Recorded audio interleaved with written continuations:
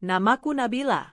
Aku wanita biasa, bekerja sebagai staf administrasi di sebuah kantor properti kecil di kota ini. Hidupku sederhana, tak banyak drama. Tapi kehidupanku berubah sejak adikku, Ayu, pulang dengan mata sembab dan membawa bayi mungil yang bahkan belum sempat kami beri nama. Ayu adalah adik kandungku satu-satunya. Sejak orang tua kami meninggal dunia dalam kecelakaan 10 tahun lalu, aku merawat Ayu seperti anakku sendiri. Kubanting tulang demi menyekolahkannya. Aku rela menahan lapar agar dia bisa beli buku pelajaran dan ikut les. Harapanku satu, Ayu bisa punya masa depan lebih baik dariku. Namun semua harapan itu seperti hancur dalam satu malam, malam yang katanya tidak pernah ia ingat dengan jelas. Aku masih ingat hari ketika Ayu pulang ke rumah setelah menghilang selama beberapa bulan. Tubuhnya kurus, wajahnya sayu, dan di gendongannya ada seorang bayi laki-laki mungil yang menangis lemah. Ayu, seruku saat membuka pintu dan melihatnya berdiri di sana. Dia hanya menatapku dengan mata merah, lalu tiba-tiba memelukku erat dan menangis di bahuku. Maaf, Kak. Maaf. Butuh waktu beberapa jam untuk menenangkannya. Setelah itu, dia akhirnya mengaku, ia hamil setelah menghadiri pesta ulang tahun temannya. Saat itu ia sedang dalam masa galau karena diputus pacarnya, lalu meminum minuman keras yang disediakan teman-temannya. Setelah mabuk, ia kehilangan kesadaran dan bangun di sebuah kamar hotel, sendiri, dengan pakaian yang berantakan dan tubuh yang sakit. Ia hanya mengingat samar-samar wajah lelaki yang bersamanya malam itu. Tidak ada nama, tidak ada bukti. Hanya wajah dan suara samar. Saat ia sadar dirinya hamil, ia panik dan melarikan diri dari kota, berusaha menyembunyikan aibnya. Namun saat bayi itu lahir, rasa bersalah dan rindu pada rumah membuatnya kembali.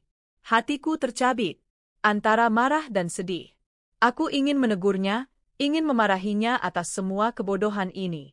Tapi ketika kulihat bayi mungil itu menangis, naluriku sebagai ibu muncul. Biar bagaimanapun, dia darah daging keluargaku. Aku merawat mereka berdua sejak saat itu.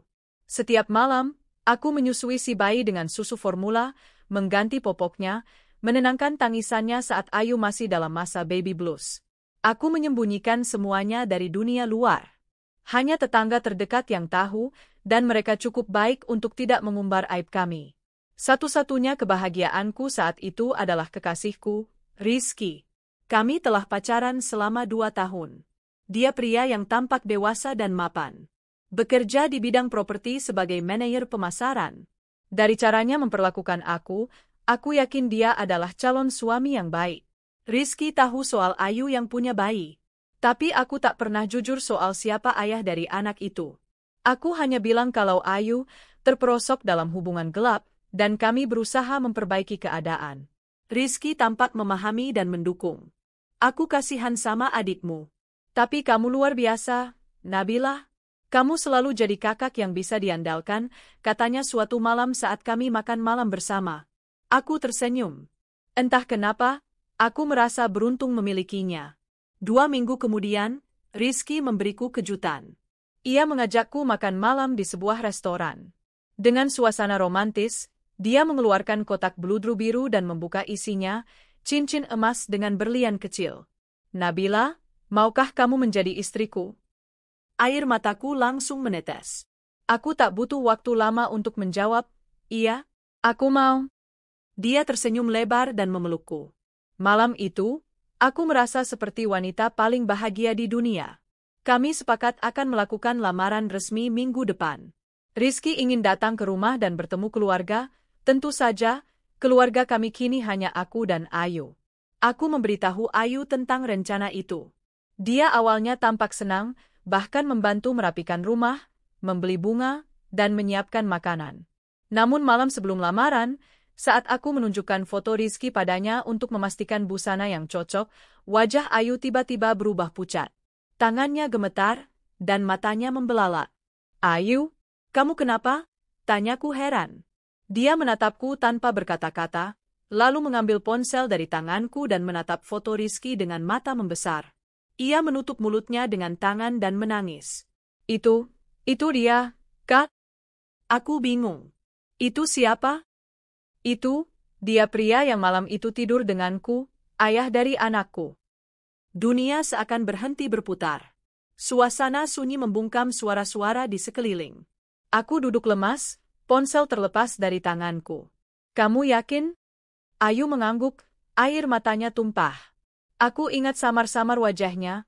Aku tak pernah yakin, tapi begitu melihat foto ini, aku tahu pasti. Itu dia, Kak. Aku seperti ditampar kenyataan. Jantungku berdegup kencang, mulutku kering. Campur aduk, marah, hancur, tidak percaya. Tapi, dia pacarku, dia mau melamarku besok, kataku pelan, hampir tak terdengar. Ayu menggeleng. Aku gak tahu, Kak.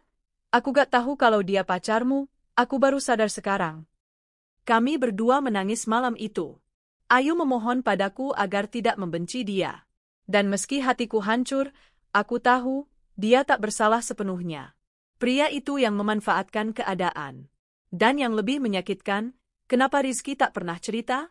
Kenapa dia bisa tidur dengan adikku lalu bersikap seolah tak ada yang terjadi? Apakah dia tidak tahu? Atau dia tahu dan pura-pura? Aku tak bisa tidur malam itu. Mataku sembab, pikiranku kacau. Tapi satu hal yang kupikirkan, aku tak bisa menikahi pria seperti itu. Biarpun cinta, tapi jika hatinya sepicik itu, masa depanku akan hancur. Besok adalah hari lamaran.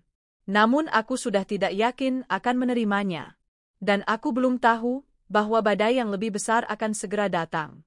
Pagi itu langit tampak cerah, seolah tidak tahu bahwa rumah kami sedang menyimpan badai. Hari ini seharusnya jadi hari bahagiaku. Hari lamaran. Tapi senyum di wajahku hanya topeng dari jiwa yang retak. Ayu belum berkata apa-apa sejak malam tadi. Dia mengurung diri di kamar bersama bayinya. Aku juga tidak membangunkannya. Aku butuh waktu sendiri. Di ruang tamu, aku duduk mengenakan kebaya sederhana warna krem, rambut disanggul rapi. Tapi hatiku penuh luka. Jam 10 pagi, Rizky datang bersama keluarganya. Ibunya membawa hantaran berisi buah, kue-kue, dan satu kotak besar berisi seserahan. Senyum mereka ramah, suara mereka hangat. Tapi semuanya terasa palsu di mataku kini. Assalamualaikum, sapa Rizky sambil menyodorkan tangan. Aku menjawab lirih, Waalaikumsalam. Rizky tampak tampan dengan batik biru tua. Ia menggenggam tanganku sebentar, seolah ingin memastikan semuanya baik-baik saja. Aku hanya menunduk. Mana Ayu? Tanya Rizky setelah beberapa menit mengobrol dengan keluargaku. Dia di kamar, mungkin sedang menidurkan anaknya, jawabku cepat. Ibuku sudah lama tiada, jadi hanya aku yang mewakili pihak keluarga. Tak ada perbincangan resmi. Semuanya serba sederhana. Hingga tiba-tiba, suara langkah cepat terdengar dari dalam rumah. Ayu muncul. Tapi bukan seperti adik yang lugu dan lemah seperti biasa. Kali ini, wajahnya serius, sorot matanya tajam. Ia menggendong bayinya dan langsung berjalan ke arah Rizky. Mas Rizky, ucap Ayu tegas. Semua yang hadir terdiam. Ibunya Rizky menghentikan suapan kue, ayahnya mengangkat alis. Aku langsung bangkit dari duduk. Ayu, jangan, bisikku khawatir. Tapi Ayu mengabaikanku. Kamu ingat aku? Tanyanya, menatap Rizky lurus. Rizky tampak bingung. Maksud kamu? Lihat baik-baik wajahku. Kau pernah tidur denganku di kamar hotel. Malam itu aku mabuk. Kau yang membawa aku masuk. Ini anakmu, Mas? Ayu mengangkat sedikit bayi di gendongannya. Ini darah dagingmu. Seketika, suasana jadi hening. Bahkan napas pun terdengar. Aku ingin lari dari ruangan itu. Ingin menghilang. Ingin membalikkan waktu. Apa maksud kamu? Bentak ibunya Rizky. Kamu menuduh anak saya sembarangan. Saya tidak menuduh, kata Ayu tegas. Saya hanya mengatakan kebenaran. Dan saya tidak akan diam. Anak ini butuh ayah. Dan saya tidak akan biarkan kakakku menikah dengan lelaki seperti Mas Rizky. Rizky berdiri terpaku, wajahnya memucat. Ia mencoba tertawa, tetapi suaranya kaku. Ayu, kamu mabuk malam itu, kamu bilang sendiri. Bagaimana kamu bisa yakin itu aku? Ayu menatapnya penuh luka. Aku tidak yakin awalnya. Tapi setelah melihat fotomu, aku ingat semuanya. Tato kecil di belakang lehermu, tanda lahirmu di pinggang kiri, semua itu nyata. Jangan pura-pura. Rizky langsung meraih kerah kemejanya, menutup bagian leher seolah menyadari bahwa kebohongannya terungkap. Ibunya menoleh tajam. Rizky, benar itu kamu. Rizky terdiam. Mulutnya terbuka, tapi tak ada suara keluar. Aku tidak bisa menahan air mataku lagi. Aku melangkah ke tengah dan berdiri di antara mereka. Cukup, seruku. Semua menoleh padaku. Aku tidak akan menikah denganmu, Rizky. Terima kasih sudah menunjukkan wajah aslimu sebelum semuanya terlambat. Aku yang bodoh sudah terlalu percaya. Nabila, tunggu, aku bisa jelaskan. Rizky berusaha mendekat. Tidak perlu, bentakku lebih keras.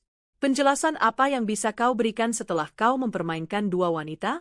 Kau tidur dengan adikku, lalu berpura-pura mencintaiku? Bahkan kau tak punya keberanian mengakui anakmu sendiri. Kau pengecut. Ibunya Rizky berdiri dengan gusar. Ayo kita pulang. Ini mama. Rizky masih mencoba berkata sesuatu, tapi ayahnya menarik tangannya. Cukup, Rizky. Malu kita. Mereka keluar dari rumah dengan suasana muram dan canggung. Hantaran yang mereka bawa dibiarkan begitu saja di meja. Tak seorang pun berani menyentuhnya. Setelah mereka pergi, aku terduduk lemas di lantai. Ayu berlutut di sebelahku dan menangis. Kak, maaf, aku nggak bisa bohong lebih lama. Kupeluk dia erat. Tangisku pecah. Kamu nggak salah, kamu hanya ingin anakmu punya ayah. Kami menangis bersama. Malamnya, Ayu kembali bicara. Kak, aku mau minta sesuatu. Aku menatapnya. Apa? Aku tahu ini mungkin terlalu berani, tapi aku ingin Rizky menikahiku, untuk anak ini. Aku tahu dia jahat, tapi anak ini perlu diakui. Aku terdiam.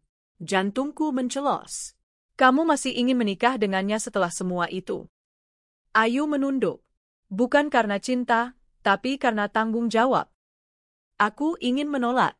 Ingin berteriak dan bilang Rizky itu lelaki busuk, tak layak jadi suami, apalagi ayah. Tapi ketika kulihat mata bayi itu, mata polos yang tak tahu apa-apa, aku hanya bisa mengangguk pelan. Kalau itu keputusanmu, aku tidak akan menghalangi. Tapi hati-hati, Ayu. Jangan sampai kamu terluka seperti aku. Ayu mengangguk. Terima kasih, Kak. Beberapa hari kemudian, Ayu mencoba menghubungi Rizky.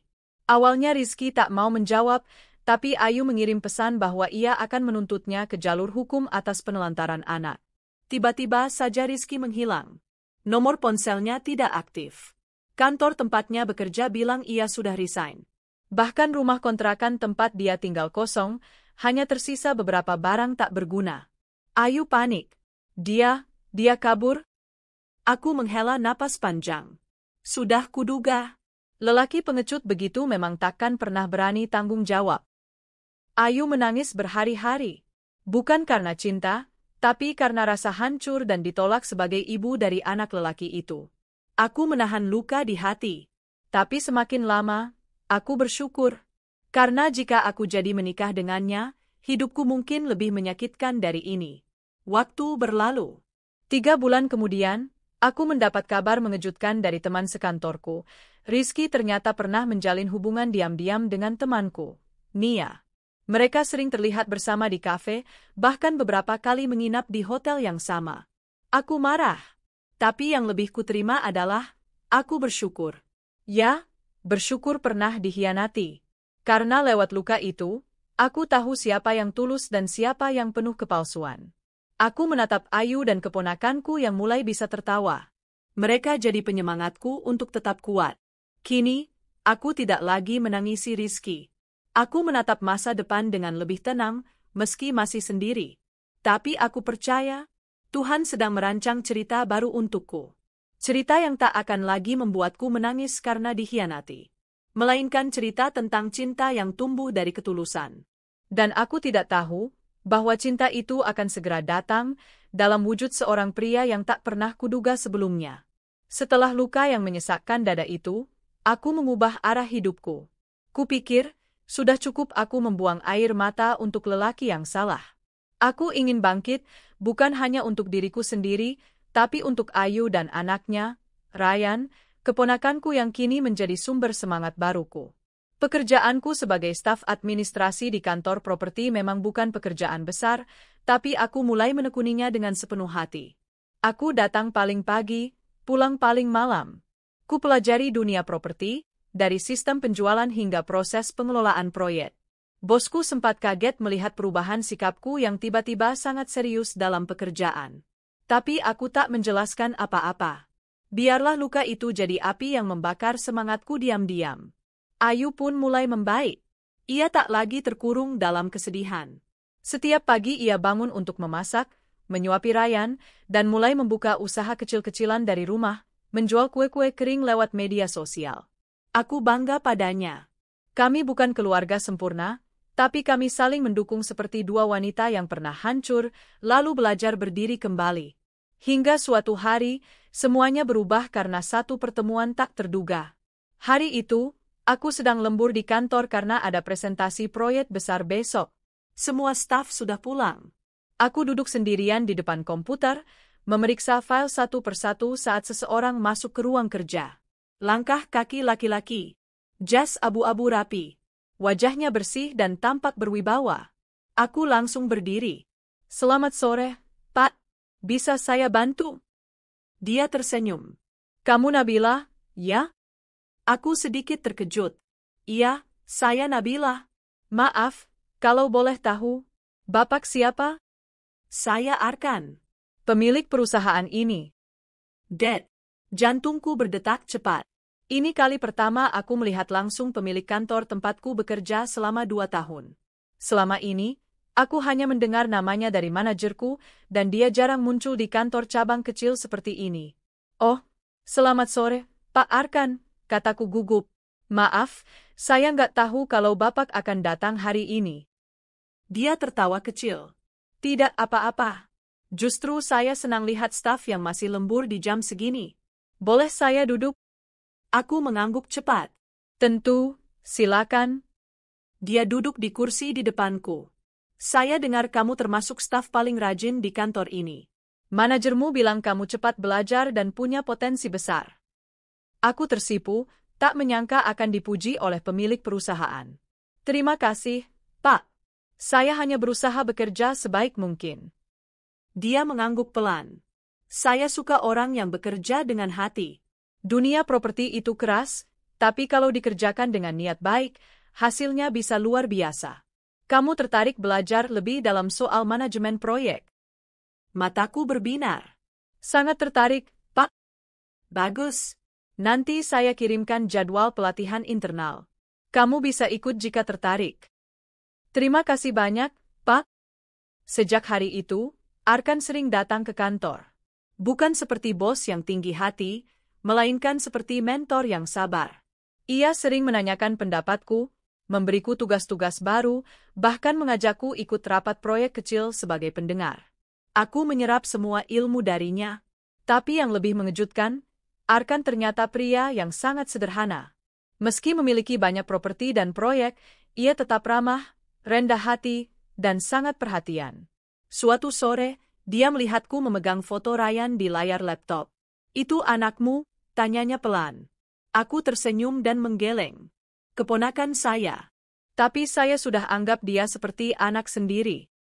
"Oh, orang tuanya kemana?" Aku menunduk sejenak.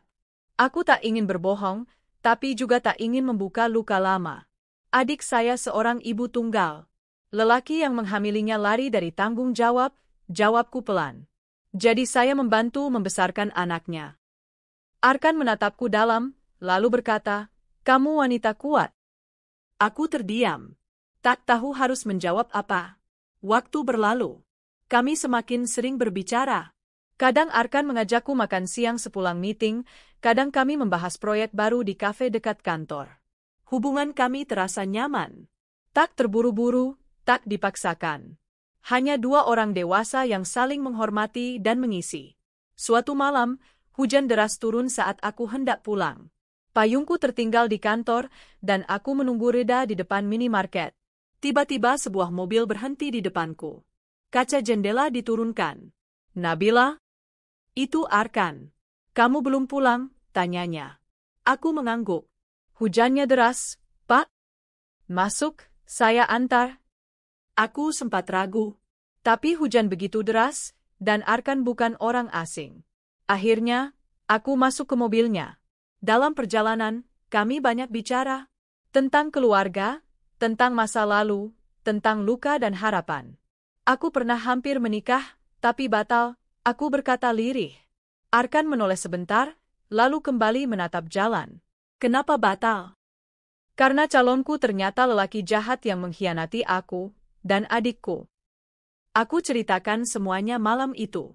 Tentang Rizky, tentang Ayu, tentang bayi yang lahir tanpa status, tentang pengkhianatan dan luka yang ditinggalkan. Arkan tidak menyela. Dia mendengarkan dengan tenang. Setelah aku selesai, dia hanya berkata, "Aku salut pada kamu. Bukan karena kamu pernah disakiti, tapi karena kamu tidak membiarkan luka itu mengubah hatimu jadi pahit." Aku terdiam. Kata-katanya begitu dalam. Beberapa minggu kemudian, Arkan mengajakku makan malam. Tapi malam itu terasa berbeda. Restoran mewah, musik lembut, dan satu kotak kecil di atas meja. "Nabila," katanya sambil menatap mataku, "kita sudah saling mengenal cukup lama. Aku tahu kisah masa lalumu, dan itu tidak membuatku menjauh. Justru membuatku semakin menghargaimu." Aku menahan napas. Aku ingin menjadi bagian dari hidupmu. Bukan sebagai pelarian dari luka, tapi sebagai laki-laki yang ingin menyembuhkan hatimu. Maukah kamu menikah denganku? Air mataku menetes begitu saja. "Iya," jawabku dengan suara gemetar. "Aku mau." Hari pernikahanku dengan Arkan berlangsung sederhana tapi hangat. Ayu menangis bahagia. Ryan digendong oleh Arkan saat kami bersalaman dengan tamu. Semua orang bisa melihat betapa Arkan menerima masa laluku, bahkan keluargaku, tanpa syarat. "Ini baru lelaki sejati," bisik Ayu sambil tersenyum. Aku memeluknya. "Terima kasih sudah pernah menyakitiku, Ayu." Dia menatapku heran. Karena dari rasa sakit itu, aku bisa menemukan cinta yang sesungguhnya. Dan di kejauhan, tak ada yang tahu bahwa seseorang sedang berdiri sendiri di balik pohon besar dekat halaman resepsi. Menatapku dari jauh. Rizky. Dengan pakaian lusuh, wajah penuh penyesalan. Ia datang diam-diam, tanpa undangan. Hanya untuk melihat wanita yang dulu ia sia-siakan, kini menjadi milik lelaki sejati. Dia berbalik pergi dalam diam. Sementara aku, memeluk suamiku dengan penuh syukur. Kini aku tahu, kebahagiaan sejati tak datang dari lelaki tampan atau janji manis. Tapi dari seseorang yang datang, tetap tinggal, dan tak pernah pergi meski tahu semua luka di hatimu. Pernikahanku dengan Arkan bagaikan mimpi indah yang akhirnya jadi nyata. Tak pernah kusangka setelah semua luka dan pengkhianatan itu, Tuhan menghadiahkanku lelaki yang bukan hanya mencintaiku, tapi juga menghormati masa laluku. Tak sekalipun Arkan mempermasalahkan siapa Ayu atau siapa ayah dari Ryan. Baginya, masa lalu adalah pelajaran, bukan hukuman. Setelah menikah, aku mulai membantu Arkan menangani beberapa proyek properti yang ia jalankan. Awalnya aku sempat merasa kecil hati, apa bisa aku yang hanya staf administrasi ikut terjun ke dunia manajemen bisnis? Tapi Arkan tidak pernah meragukanku. "Kamu lebih dari cukup, Nabila. Kamu punya hati dan otak. Itu yang dibutuhkan dunia bisnis hari ini," katanya suatu pagi sambil menyodorkan folder proyek baru. Perlahan aku mulai terbiasa. Bersama Arkan, aku menemukan jati diriku sebagai wanita yang tidak hanya dicintai, tapi juga dihargai sebagai partner sejajar. Kami bekerja bersama, pulang bersama, tertawa dan melewati masa-masa sulit bersama. Ayu dan Ryan tinggal bersama kami, dan hidup kami seperti satu keluarga kecil yang hangat. Namun, di tengah semua kebahagiaan itu, aku mulai mendengar kabar dari masa lalu. Kabar tentang Rizky. Awalnya aku tak peduli. Rizky sudah lama lenyap dari hidupku. Setelah lamaran itu gagal, dan setelah dia kabur dari tanggung jawab pada Ayu dan Ryan, seolah dia menghilang di telan bumi. Tapi dunia ini kecil, dan karma selalu tahu jalan pulangnya. Seorang teman lama, Lani, mengirimiku pesan lewat media sosial. "Beil, Kamu tahu kabar Rizky? Sekarang dia tinggal di rumah petak sempit di pinggiran kota. Kabarnya bangkrut total. Perusahaannya jatuh gara-gara kasus penipuan, dan wanita yang dulu dia pacari juga ninggalin dia pas lagi susah. Kasihan sih, tapi, ya, kamu pasti tahu dia menuai apa yang dia tanam. Aku membacanya tanpa rasa puas. Bukan berarti aku tidak pernah marah, tapi aku sudah terlalu lelah untuk menginginkan balas dendam. Namun, diam-diam hatiku berkata, akhirnya Tuhan menunjukkan siapa yang salah, siapa yang bertahan. Beberapa hari kemudian, tanpa rencana, aku bertemu langsung dengan masa laluku itu. Saat itu aku dan Arkan menghadiri rapat bisnis di sebuah hotel kecil yang akan kami pertimbangkan untuk akuisisi. Bangunan itu usang, pegawainya sedikit, tapi manajer marketingnya mengatakan bahwa mereka punya nilai sejarah dan potensi yang bisa dikembangkan jika dikelola profesional. Selesai rapat, aku turun lebih dulu untuk memeriksa bagian resepsionis dan melihat-lihat area belakang hotel. Aku ingin tahu seberapa parah kondisi tempat itu. Dan saat aku masuk ke area dapur, kulihat sosok lelaki sedang mengangkat tabung gas dengan napas terengah. Kusangka staf biasa. Tapi saat dia membalikkan tubuh dan mata kami bertemu, waktu seolah berhenti. Itu Rizky. Dia mematung. Tubuhnya lebih kurus, wajahnya pucat, rambutnya tak lagi rapi seperti dulu. Dia memelototiku sejenak, lalu menunduk. Aku tetap berdiri di tempatku, tak menyangka akan bertemu lagi dengannya dalam kondisi seperti ini. Nabila, suaranya lirih. Rizky, jawabku datar. Dia menatapku lagi. Kamu kelihatan bahagia. Aku tidak menjawab. Aku dengar, kamu menikah dengan Arkan, pemilik properti besar itu. Aku mengangguk pelan. Ya. Dan kamu? Sudah berapa hotel kamu datangi untuk jadi kuli dapur? Dia tertunduk. Aku pantas dapat ini. Kami terdiam beberapa saat. Tak ada yang tahu harus bicara apa. Hingga akhirnya dia berkata pelan, aku salah, Be. Dulu aku takut, aku bodoh. Aku kira bisa main-main dan kabur. Tapi hidup mengajariku. Wanita yang kupilih pergi saat aku bangkrut. Teman-teman menjauh. Dan kamu, satu-satunya wanita yang benar-benar pernah tulus padaku.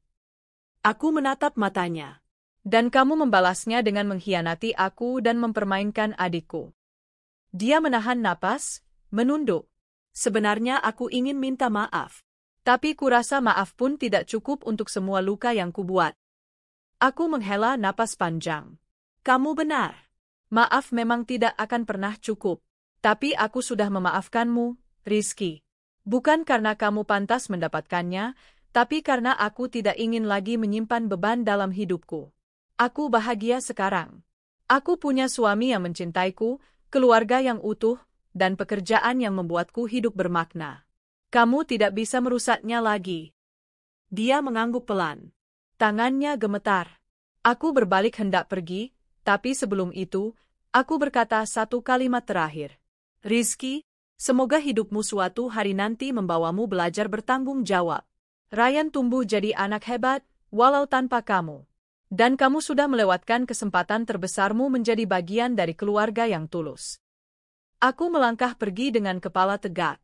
Bukan karena aku menang, tapi karena aku lepas. Hari itu kupeluk Arkan lebih erat saat kami pulang ke rumah. Tanpa dia tahu, aku baru saja menutup lembar luka terakhir dalam hidupku. Kenapa? Tanyanya sambil mencium keningku. Tidak apa-apa. Aku hanya bersyukur, karena pernah gagal. Dia menatapku bingung. Kalau aku tidak gagal, mungkin aku tidak akan pernah menemukan kamu. Arkan tersenyum dan memelukku. Kamu memang wanita kuat, Nabila. Dan aku bangga menjadi suamimu. Beberapa hari kemudian, Ayu duduk bersamaku di teras saat Ryan bermain di halaman. Aku dengar kamu ketemu Rizky, katanya pelan. Aku mengangguk. Iya, dia sekarang kerja serabutan.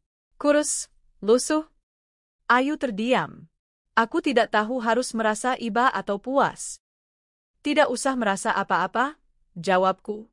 Yang penting kita sudah lepas darinya. Kita hidup dengan kepala tegak. Ayu menatapku. Terima kasih, Kak, karena nggak pernah ninggalin aku. Kalau bukan karena kakak, aku pasti sudah hancur. Kupeluk dia erat. Kita sudah cukup lama hidup dalam luka, Ayu. Sekarang saatnya kita hidup dalam syukur. Kini hidup kami berjalan lebih damai. Arkan semakin berkembang, usahanya makin sukses, dan aku menjadi direktur operasional di salah satu proyek barunya. Ayu membuka toko kue dengan cabang kecil, dan Ryan tumbuh menjadi anak yang pintar dan ceria. Dan aku bahagia. Bukan karena balas dendamku berhasil, tapi karena aku tak lagi dikendalikan oleh luka. Karena aku memilih memaafkan dan melepaskan. Karena dari reruntuhan masa lalu, aku membangun masa depan yang lebih kokoh. Dan aku percaya, setiap wanita yang pernah disakiti, jika tak menyerah, pasti akan menemukan kebahagiaan yang sepadan. Hidup kami mulai menata diri dengan indah. Rumah kecil yang dulu terasa sepi, kini selalu dipenuhi tawa Ryan, aroma kue dari dapur Ayu, dan candaan hangat setiap sarapan bersama. Arkan, dengan segala kesibukannya, tak pernah lupa menyempatkan waktu untuk kami. Ia bukan hanya suami yang hebat, tapi juga figur ayah yang perlahan mulai mengisi ruang kosong di hati Ryan. Namun, di balik senyum Ayu yang cerah, aku masih bisa melihat bayangan luka yang belum pulih.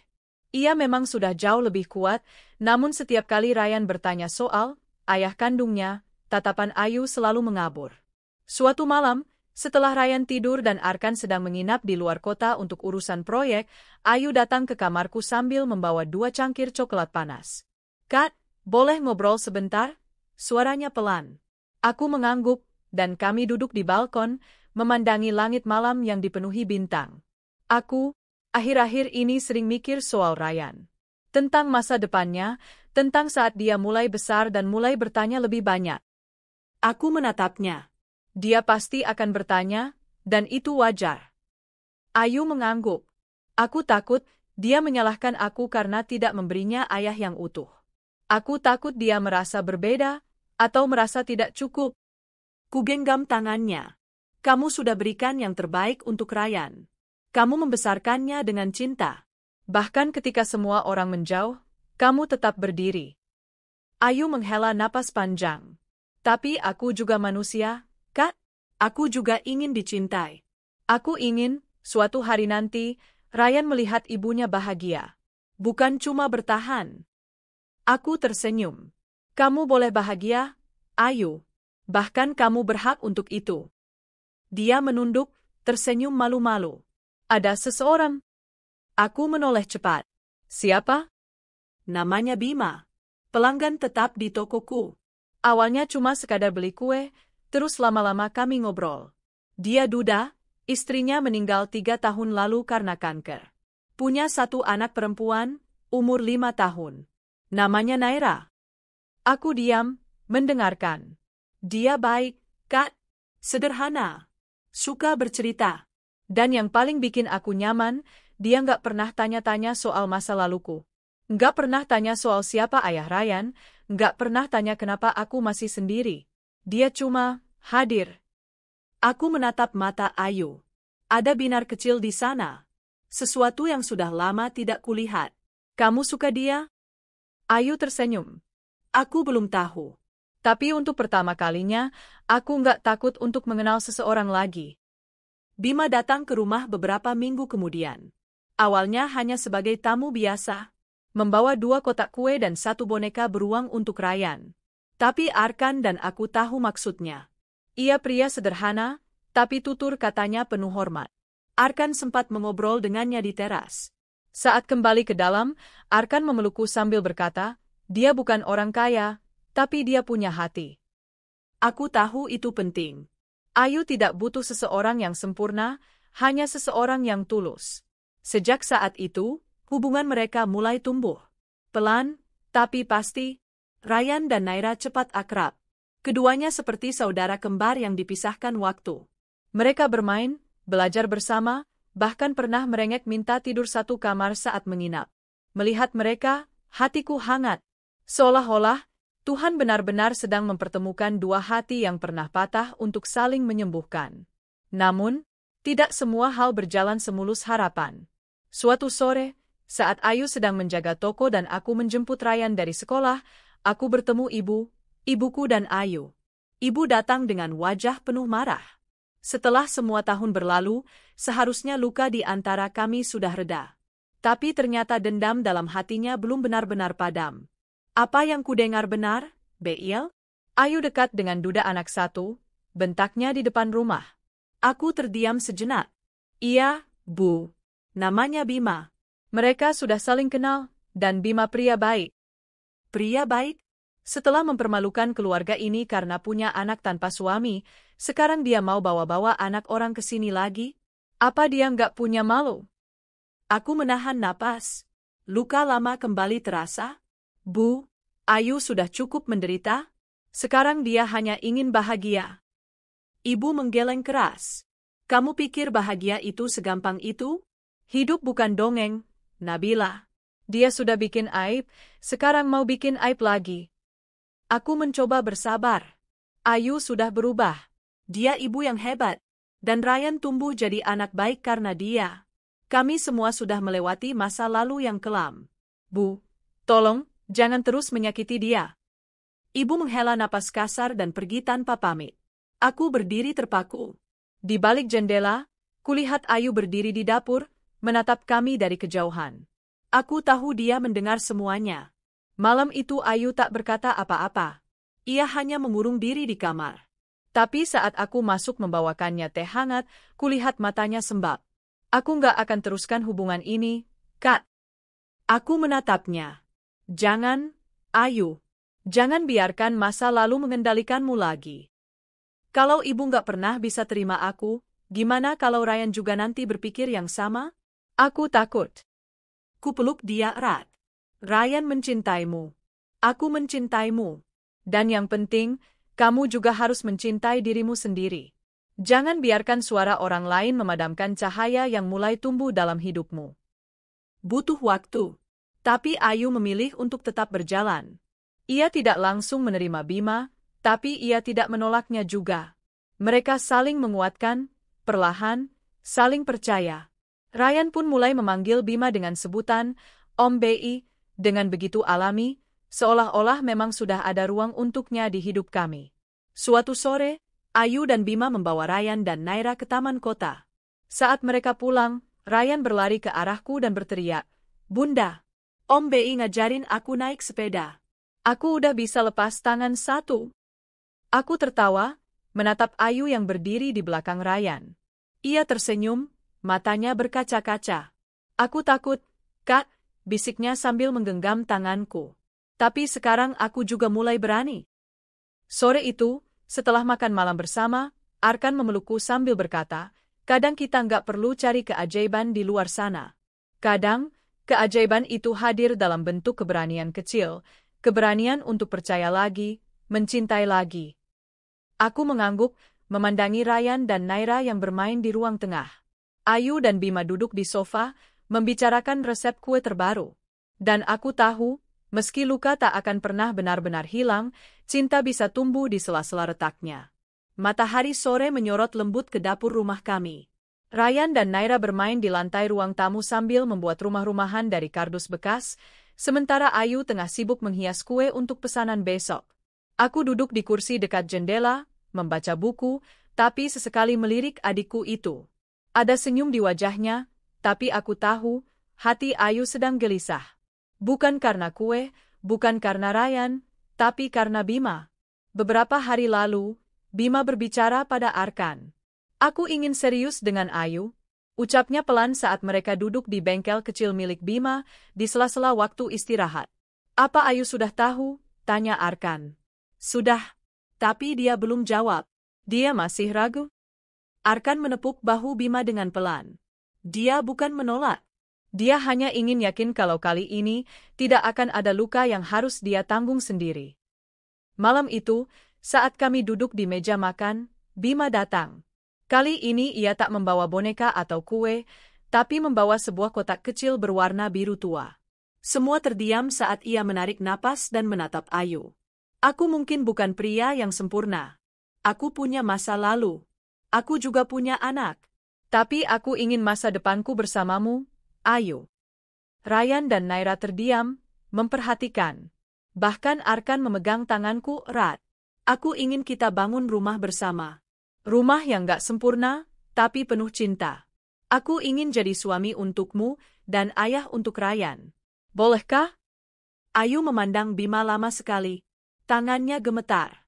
Ia menatap ke arahku seolah mencari izin, lalu ke arah Ryan yang sedang tersenyum kecil, kemudian matanya kembali ke Bima.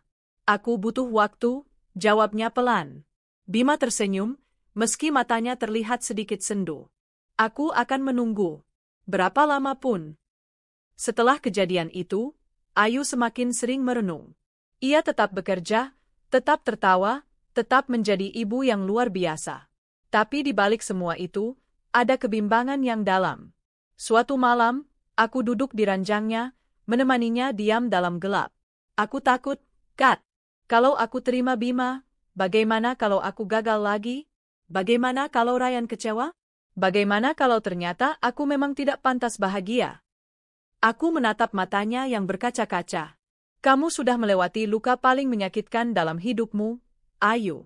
Apa kamu gak lelah terus merasa tidak pantas?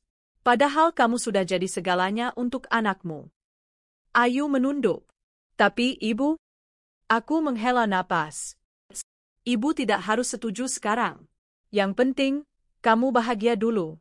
Karena cepat atau lambat, semua orang akan melihat bahwa kamu layak. Beberapa hari kemudian, Ayu memutuskan untuk berbicara pada ibu. Aku mengantar Ayu ke rumah ibu, tapi tidak ikut masuk. Ia ingin berbicara langsung, tanpa campur tangan siapapun. Ia keluar hampir 1 jam kemudian, wajahnya pucat, matanya sembab. Aku langsung menghampirinya. Ayu, kamu? Aku baik, Kat, ucapnya cepat, tapi suaranya bergetar. Kamu nangis?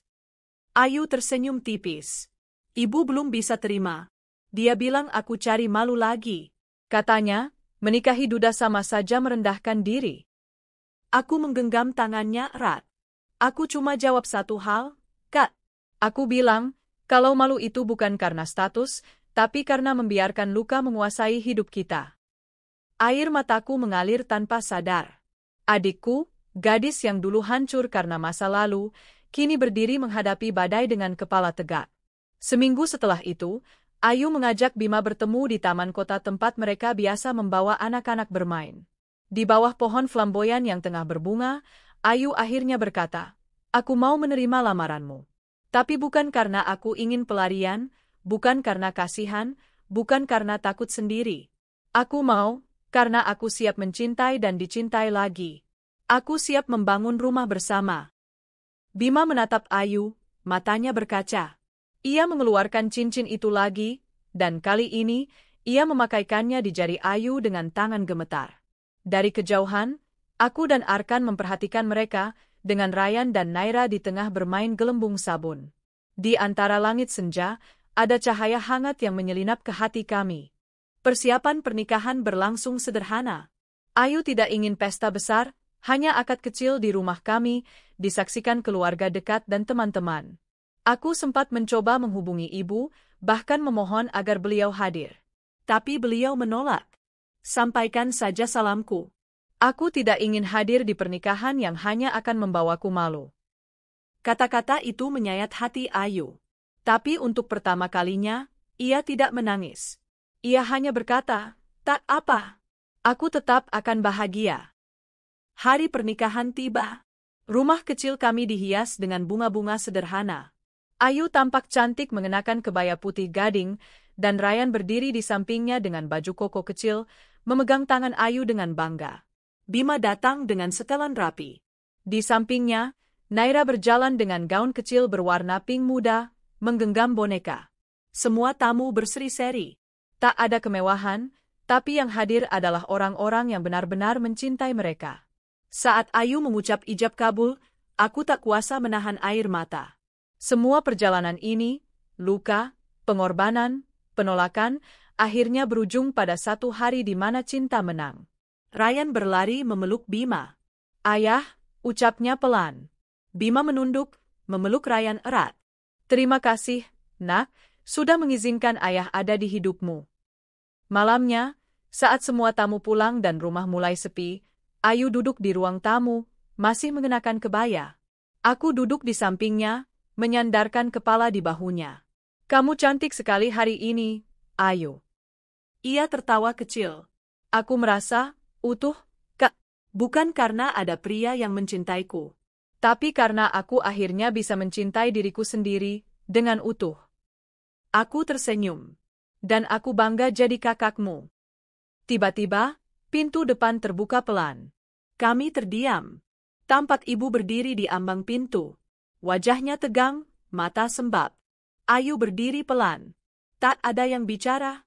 Hanya udara yang terasa berat. Ibu, Ayu memanggil dengan suara bergetar. Ibu melangkah masuk. Ia memandangi Ayu dari kepala hingga kaki, lalu menatapku, dan akhirnya duduk. Aku lihat fotonya di grup pengajian tadi, ujarnya pelan. Kamu terlihat bahagia. Ayu tidak menjawab. Ibu menarik napas panjang. Aku keras kepala. Aku marah, kecewa, tapi ternyata, semua itu cuma karena aku takut kehilangan kalian. Aku takut kalian bahagia tanpa aku. Aku menahan napas. Maafkan ibu, Ayu. Ayu mendekat. Aku sudah memaafkan ibu sejak dulu. Dan malam itu, untuk pertama kalinya dalam bertahun-tahun, kami berpelukan bertiga. Tanpa amarah, tanpa dendam, hanya air mata yang mengalir dalam pelukan penuh penyesalan dan penerimaan. Ayu akhirnya bahagia. Bima menjadi suami yang penuh pengertian. Ryan tumbuh menjadi anak yang cerdas, ceria, dan penuh kasih. Ibu mulai sering datang ke rumah, kini lebih sering tersenyum daripada mengeluh. Dan aku, Nabila, perempuan yang dulu hanya ingin melindungi adiknya, kini tahu bahwa cinta yang sesungguhnya adalah saat kita mengizinkan seseorang tumbuh, meski harus melewati badai. Karena kebahagiaan bukan tentang sempurna, tapi tentang berani. 3 tahun telah berlalu sejak kejadian itu. Luka-luka di hati kami tak sembuh dalam semalam. Tapi waktu, seperti biasa, punya caranya sendiri untuk mengobati. Aku, Nabila, akhirnya menemukan damai dalam hidupku. Bukan karena aku melupakan masa lalu, tapi karena aku akhirnya berhasil berdiri di atas puing-puingnya. Rizky, pria yang dulu pernah membuatku percaya akan cinta, telah hancur oleh ulahnya sendiri. Setelah meninggalkan Ayu dan anaknya, hidupnya tak pernah tenang. Bisnis yang ia bangun bersama rekan-rekannya runtuh karena penyalahgunaan dana. Dia kabur keluar kota, terlilit utang, dan kabar terakhir yang kudengar, ia ditinggalkan oleh wanita simpanannya karena tak lagi punya uang. Karma, rupanya, benar-benar nyata. Sementara itu, Ayu dan anaknya, Dava, tumbuh dengan penuh kasih sayang. Meski sempat terpuruk karena ditinggal Rizky, Ayu bangkit dengan semangat luar biasa. Ia mengambil kursus online di bidang desain grafis dan kini bekerja sebagai freelancer dengan penghasilan yang cukup stabil. Dava, anak itu, kini sudah bisa berlari-lari di taman, memanggil-manggil, Bunda, Teng? Dengan tawa polos yang selalu menghangatkan rumah kami. Lalu, bagaimana denganku? Aku menemukan seseorang yang tak pernah kusangka akan menjadi bagian dari hidupku. Namanya Arman. Pertemuan kami bermula secara tak sengaja. Saat itu aku sedang mengikuti pelatihan manajemen bisnis untuk meningkatkan kemampuanku. Arman adalah salah satu pemateri utama. Dia pria tenang, bersahaja, namun setiap ucapannya penuh wawasan dan kehangatan. Berbeda jauh dari Rizky yang hanya pandai bicara manis di awal. Arman adalah pemilik bisnis properti yang sedang berkembang pesat. Tapi ia tak pernah membanggakan kekayaannya. Justru sikap rendah hatinya yang membuatku jatuh hati. Selama pelatihan, kami sering berdiskusi. Ia tertarik dengan ide-ideku dan bahkan menawarkanku bergabung dalam proyek sosial yang ia jalankan, membangun rumah layak huni untuk ibu tunggal dan korban kekerasan rumah tangga. Dari proyek itulah, aku mengenalnya lebih dalam. Arman tidak hanya cerdas dan sukses, tapi juga memiliki hati yang besar. Ia mendengar cerita masa laluku tanpa menghakimi, bahkan dengan penuh empati. Ia tidak memandang Ayu dan Dava sebagai beban dalam hidupku, tapi justru mengagumi bagaimana aku menjaga keluargaku di tengah badai. Kamu tahu, Nabila, katanya suatu malam saat kami selesai mendampingi proses pembangunan rumah pertama di proyek kami, yang membuatku tertarik padamu bukan hanya kecerdasanmu, tapi hatimu. Kamu kuat. Dan aku ingin menjadi bagian dari hidupmu. Jika kamu mengizinkan. Aku terdiam saat itu. Hatiku seperti bergetar. Bukan karena kata-katanya manis, tapi karena aku merasa dihargai, dilihat sebagai sosok utuh, bukan bayangan masa lalu. Kami menikah dalam kesederhanaan yang hangat. Hanya keluarga dekat dan beberapa teman kantor yang hadir. Ayu memelukku erat di hari itu, menitikkan air mata bahagia. Kak, kamu pantas dapat yang terbaik. Dan aku yakin, Kak Arman itu memang yang terbaik. Dava berdiri di sampingku sebagai pembawa cincin kecil. Dengan tusedo mungilnya, dia mencuri perhatian semua orang. Setelah pernikahan, aku dan Arman membangun rumah kami sendiri. Tapi rumah itu tak hanya dihuni oleh kami berdua. Ayu dan Dava juga ikut tinggal. Arman bahkan membangun satu kamar khusus untuk Dava, lengkap dengan rak buku, mainan edukatif, dan dinding bergambar dinosaurus kesukaannya. Dia anakmu juga, kata Arman saat itu. Dan aku ingin dia tumbuh merasa dicintai sepenuhnya. Ayu awalnya sempat merasa sungkan. Tapi Arman tak pernah memperlakukannya sebagai orang luar. Bahkan saat Ayu mulai jatuh sakit karena kelelahan bekerja, Arman menyarankannya untuk lebih fokus merawat Dava di rumah dan memberinya modal usaha kecil-kecilan berupa jasa desain untuk properti kami. Beberapa bulan setelah pernikahan kami, sebuah kejutan datang. Rizky. Ia muncul lagi. Wajahnya jauh dari tampan seperti dulu. Tubuhnya kurus, wajahnya kusam, dan ia tampak seperti orang yang tak punya arah.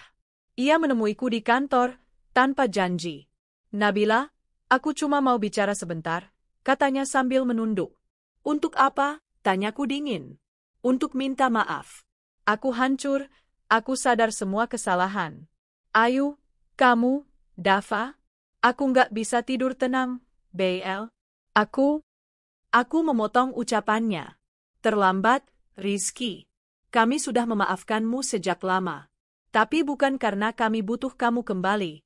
Justru karena kamu bukan siapa-siapa lagi. Ia tertunduk, tak bisa berkata-kata. Ayu dan anakmu baik-baik saja. Dava tumbuh hebat, tanpa kamu. Dan aku bersyukur, sangat bersyukur, karena dulu kamu memilih pergi. Karena kalau tidak, aku takkan pernah tahu seberapa kuat aku, seberapa berharganya keluarga kami, dan seberapa beracunnya kamu. Aku berdiri dan mengakhiri pembicaraan. Aku tidak butuh air matanya, tidak butuh penjelasan. Semua sudah selesai. Saat aku melangkah keluar, kulihat Arman berdiri menungguku di luar ruangan. Ia menatapku penuh perhatian. Dia sudah pergi? Tanyanya tenang. Aku mengangguk. Sudah. Dan dia tidak akan kembali. Kini, aku hidup dalam ketenangan yang dulu hanya bisa kupeluk dalam mimpi. Aku menjalankan usaha kecil-kecilan bersama Arman, fokus pada proyek rumah sosial. Ayu membuka jasa desain interior freelance dari rumah, sementara Dava tumbuh dengan tawa dan kecerdasan yang membanggakan. Setiap pagi, kami sarapan bersama. Aku, Arman, Ayu, dan Dava. Keluarga kecil yang tak sempurna, tapi justru penuh cinta dan kekuatan. Aku tak lagi membenci masa lalu. Karena tanpanya, aku tak akan berada di titik ini. Dan kepada Rizky, lelaki yang dulu kupikir adalah masa depanku. Terima kasih telah pergi. Karena berkat kepergianmu, aku bertemu dengan lelaki sejati yang tak hanya mencintaiku, tapi juga menghargai seluruh hidupku, termasuk keluargaku. Kepada teman-temanku yang dulu meninggalkanku saat aku terpuruk. Kini kalian hanya bisa melihat dari jauh, bagaimana aku bangkit dan hidup lebih bahagia daripada yang pernah kalian bayangkan. Aku tak perlu membalas dengan kemarahan. Karena pembalasan terbaik adalah menunjukkan bahwa aku tetap mampu bahagia tanpamu. Dan aku benar-benar bahagia.